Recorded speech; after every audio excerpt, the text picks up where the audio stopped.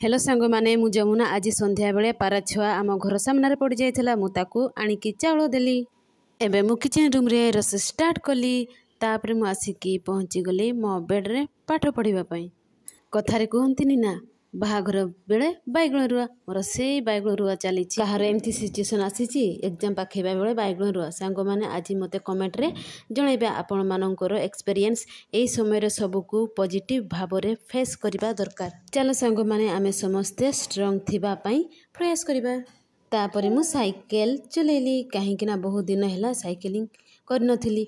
By chance जदि मोर memories loss हो जाइथबो तेणु करी मु आज टिके ट्राई कली मते बहुत खुशी लगिला। आमर एबे खाइबा रेडी। एबे आमे सकाळ 6टा बाजिची तेणुक आमे समस्ते जल्दी जल्दी रेडी होचे।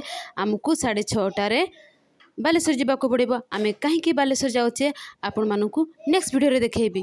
धन्यवाद। प्लीज सब्सक्राइब करने को भूलिबे नहीं।